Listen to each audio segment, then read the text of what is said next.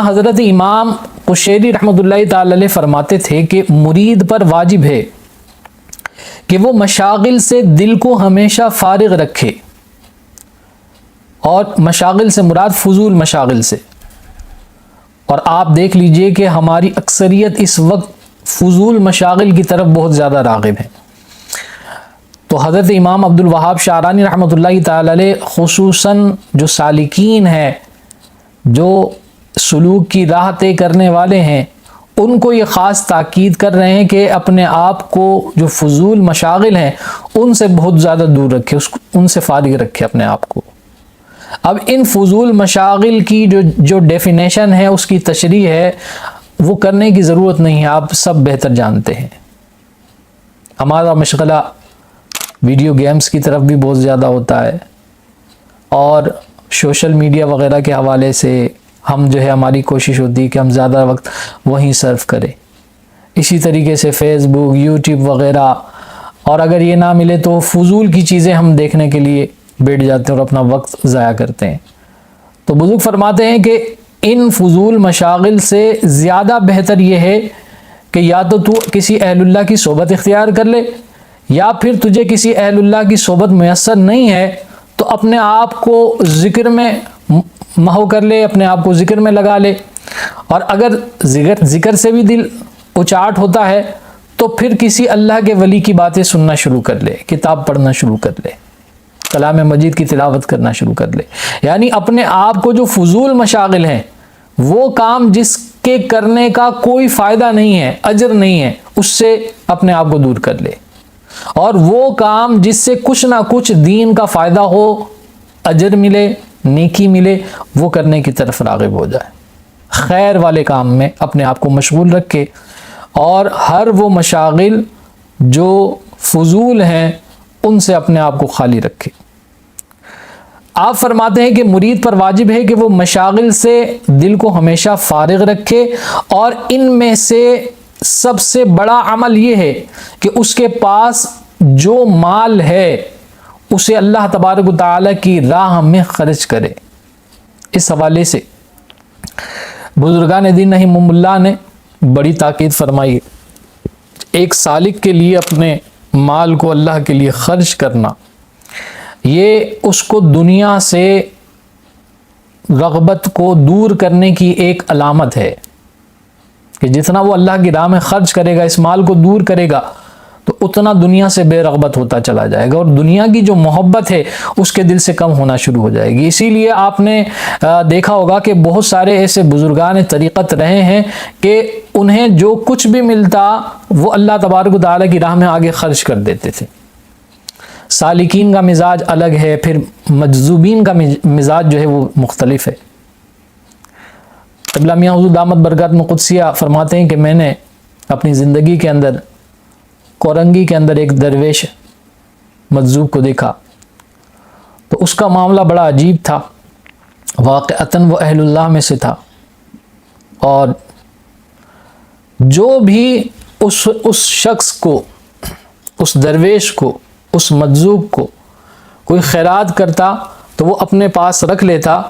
اور رکھنے کے بعد پھر آگے کسی نہ کسی کو دے دیتا۔ کوئی پیسے دیتا وہ رکھ لیتا، کوئی ضرورت مند نظر آتا اس کو آواز دیتا اور اس کے ہاتھ میں اس پیسے کو دے دیتا۔ تو یہ بزرگان دین رحمہم اللہ کا بھی، سالکین کا بھی، مجذوبین کا بھی یہ مشغلہ رہا ہے کہ وہ اللہ تبارک و تعالیٰ کی راہ میں اللہ کے لیے اس مال کو خرچ کرنے میں بڑی رغبت کرتے تھے۔ اور امام قشیری رحمۃ اللہ تعالیٰ علیہ بھی یہی فرماتے ہیں کہ اللہ تبارک و تعالیٰ کی راہ میں اس سالک کو چاہیے کہ وہ کثرت سے خرچ کرے، کیونکہ وہ اپنی کمزوری کی وجہ سے اس مال کے ذریعے استقامت کے راستے سے دوسری طرف مائل ہو جائے گا۔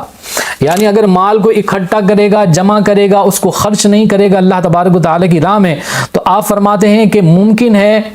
کہ یہ جو مال کا جمع ہونا ہے یہ اسے کہیں اور کسی اور مشاغل کی طرف مائل کر دے، فضولیات کی طرف مائل کر دے۔ تو ایسی صورت میں اپنی ضرورت کے مطابق اس مال کو رکھے، اور اس کے علاوہ جو غیر ضروری مال ہے کوشش کرے کہ اس میں اللہ تبارک و تعالی کہ جو بندے ہیں ان کا جو حصہ ہے اس میں وہ تقسیم کرے۔ اسی طرح فرماتے ہیں کہ جب تک وہ طریقت میں کمال حاصل نہ کرے اس کے لیے جائز نہیں کہ مال اپنے پاس روک رکھے۔ یعنی یہ سالکین کے لیے جو ابھی سلوک منازل طے کر رہا ہے، تو ایسے سالک کے لیے یہ ہے کہ بعض بزرگ تو جیبوں والے کپڑے پہننے کو بھی منع کر دیا کرتے تھے کہ ایسے کپڑے نہیں پہننا کہ جس میں جیب ہوں گے ہی نہیں تو اس جیب میں رکھے گا کیا۔ وجہ یہی تھی کہ اپنے آپ کو بالکل خالی کرے مال سے، اور یہ اس وقت تک جب تک کہ اپنی منزل کو نہ پہنچ جائے۔ وہ فرماتے ہیں کہ مشائخ کرام اس مرید کو اپنے ساتھ چلانے سے عاجز ہو گئے جس کا دل دنیا سے معلق تھا۔ ان کی ایسے مرید کو چلانے میں کمزوری اور بعض اوقات زندگی ختم ہو جاتی اور وہ اسے اس کمال تک نہ پہنچا سکتے جس کا وہ ارادہ کرتا۔ یعنی ایک شیخ کے پاس ایسا مرید آیا کہ جو دنیاوی معاملات کے اندر لتھڑا ہوا ہے، تو آپ فرماتے ہیں کہ مشائخ کو، شیخ کو، ایسے مرید کو منزل تک پہنچانے میں بڑی دشواریوں کا سامنا کرنا پڑتا۔ اس کی وجہ یہ ہے کہ وہ دنیا میں اٹا ہوا ہے، اس کا دل دنیا میں معلق ہے، لٹکا ہوا ہے۔ کوشش اس کی ہو رہی ہے کہ بس چاروں طرف سے مال جمع ہو، اس سے بھی لے لوں، اس سے بھی لے لوں، یہاں سے بھی لے لوں، وہاں سے بھی لے لوں۔ اس کے لیے جتنی کوشش کرنی ہو میں کر لوں، ہر جائز ناجائز تمام ذرائع اختیار کر لوں، اور لینے کے بعد پھر کچھ لوگ ہیں ان کی نیت اچھی بھی ہے اس مال کے لینے کی، لیکن یہاں پر بات اچھی اور بری نیت کی نہیں، یہاں تو ایک سالک کے لیے بتایا جا رہا ہے کہ ایک سالک کے لیے بتایا جا رہا ہے کہ وہ اپنا سلوک اگر مکمل کرنا چاہتا ہے تو وہ اپنے شیخ کی بارگاہ میں جب آئے تو وہ دنیا میں معلق نہ ہو، لٹکا ہوا نہ ہو، خالی ہو کر آئے، اپنے آپ کو شیخ کی بارگاہ میں پیش کرے۔ اب شیخ کی مرضی ہے، وہ جس طریقے سے چاہے، جیسے چاہے، جتنا چاہے اس دنیا میں سے عطا کرے، اس پر اللہ تبارک و تعالیٰ کا شکر ادا کرے اور آگے بڑھے۔